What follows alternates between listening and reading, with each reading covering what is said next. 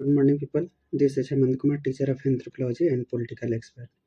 Environment class में हम आज टाइप ऑफ स्पीसी इन इकोसिस्टम के बारे में आज पढ़ेंगे। टाइप ऑफ स्पीसी तो बहुत सारे हैं, जिसमें मैंने आज एक फ्लैगशिप प्रजाति के बारे में चर्चा करेंगे। इसका मीनिंग है FLAGSHIP, फ्लैगशिप और स्पीसी। ये एक्चुअली में हो क्या रहा है कि a species selected to act an ambition icon symbol और डिफरेंट हैबिटेटेड और इशू और कैंपेनिंग और cause they are reality large and charismatic. For example greatest Indian bustard और ग्रासलैंड इकोसिस्टम। ये जो प्रजातियां हैं, आमतौर पर ये प्रजातियां करिश्माई प्रकार की होती है। ये जो फ्लैगशिप प्रजातियां हैं, यह विलुप्त होने के कगार पर है। फ्लैगशिप प्रजातियां के संरक्षण के लिए कई अन्य जो प्रजातियों का जो संरक्षण है, वह सकारात्मक रूप से जोड़ा जा रहा है।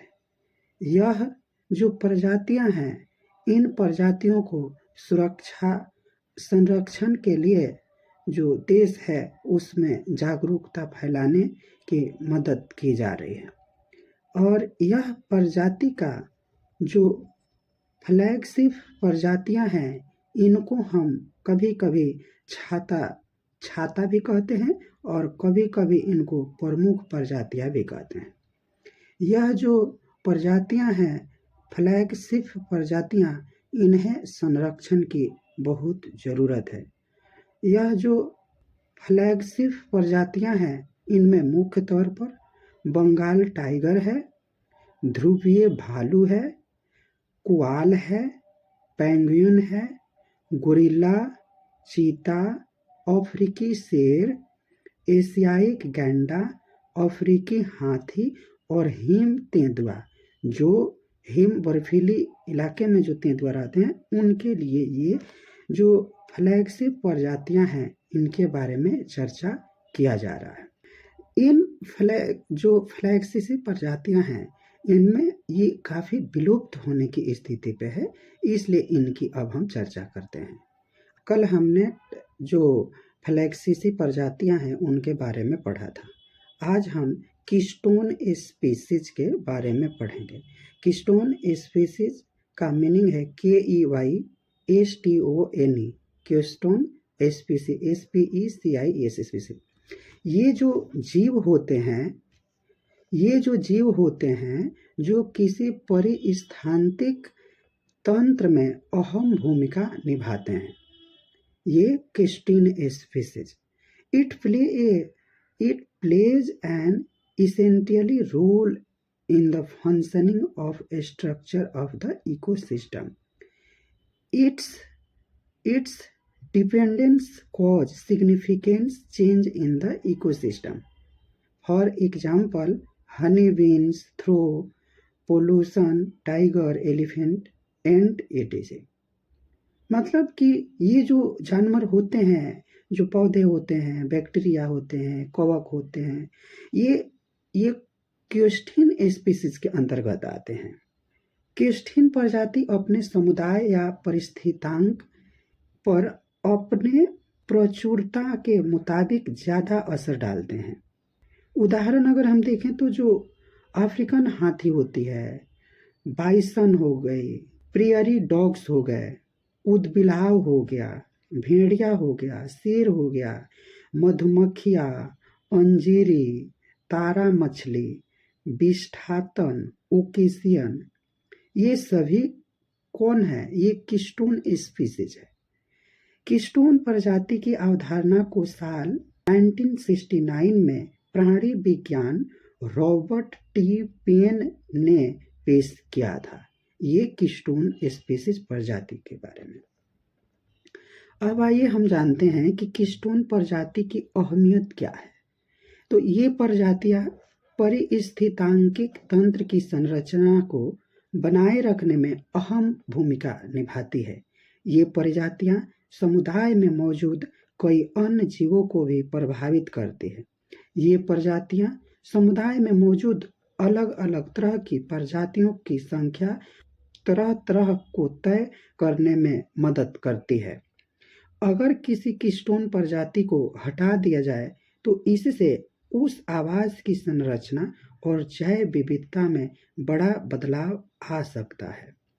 ये हमारे कीस्टोन स्पीसीज के बारे में हमने चर्चा। इंडिकेटर स्पीसीज के बारे में पढ़ेंगे। It is an indicator of the state of the ecosystem और certain process within the ecosystem. For example, lichen of air pollution, corals of situation, and gangetic dolphin for river pollution. मतलब river के pollution से जो dolphin है उनकी क्षति हो रही है, और इसी तरह बहुत सारे परिवर्तन आ रहे हैं नदियों के परिवर्तन होने से, नदियों के पोल्यूशन इत्यादि बढ़ने में। तो इंडिकेटर जो स्पीसीज होती हैं उसको हम संकेत प्रजातियां कहते हैं। जैसे ये प्रजाति विलुप्त होने लगेगी तो उससे हम इन्वायरमेंट और इकोसिस्टम का अपना पढ़ सकते हैं कि ऐसा कैसे हो सकता है। जो इंडिकेटर स्पीसीज होती है वे वैसे जीव होती हैं जो किसी पर्यावरण की जैव विविधता और जैविक स्थिति को बताते हैं। इन्हें सूचक प्रजाति भी कहा जाता है, इंडिकेटर स्पीसी भी कहा जाता है। ये प्रजातियां पर्यावरण में होने वाले बदलावों के प्रति संवेदनशील होती है। इनकी उपस्थिति या अनुपस्थिति से किसी क्षेत्र के पर्यावरण की स्थिति का पता चलता है। जो इंडिकेटर प्रजातियां होती है उनके क्या क्या उदाहरण हैं? ग्रीस बुक खारी मिट्टी को इंगित करता है। जो ग्रीस बुक है वो खारी मिट्टी को इंगित करता है। दूसरा, काई अक्सर अम्लीय मिट्टी का संकेत देता है। तीसरा, ट्यूबोफेसिस कीड़े ऑक्सीजन की कमी और पीने के लिए अनुपयुक्त स्थिर पानी का संकेत देते हैं। मेफ्लाई एक प्रकार की मैक्रोइन बैटरी बेट किट है जो विशेष रूप से जल प्रदूषण के प्रति संवेदनशील है। पीका छोटे रुएदार स्तनधारी कठोर उच्च अल्पाइन आवासों में रहने के लिए पूरी तरह से अनुकूल है। जो इनके जो गुण है जो वो है कि ये तेजी से प्रजनन करते हैं, पर्यावरण के परिवर्तन को ये तुरंत समझ लेते हैं, तुरंत यह उसको इंगित कर लेते हैं। उनके पास अद्वितीय आवास को जरूरतें और यह एक विशिष्ट आहार होता है। वितरण आकार और जनसंख्या आकार में इनमें सामान्य होते हैं कि उन्हें देखना और निगरानी करना आसान होता है। इनके कुछ नाम हैं तो उत्तरी चित्तेदार जो उल्लू हैं उनकी देश में और पर्यावरण में अनुपस्थिति यह इंडिकेट करता है कि कुछ ना कुछ इकोसिस्टम में दिक्कत है। ट्यूबोफेसिस या ट्यूबोबिफिकस कॉमी और सभी प्रकार के लाइकेन भी इसको इंगित करता है। Stone flies, mayflies larva, Ephemeroptera, Atlantic salmon, marsh Pacific snail, एलोवेस्ट चमगादड़। जो एलोवेस्ट चमगादड़ होते हैं, हमने अक्सर ब्लैक चमगादड़ देखा है, और जो एलोवेस्ट चमगादड़ होते हैं इनकी ये कमी को इंगित करता है। आप सबने मुझे सुना है, इसके लिए आप सबको बहुत बहुत धन्यवाद।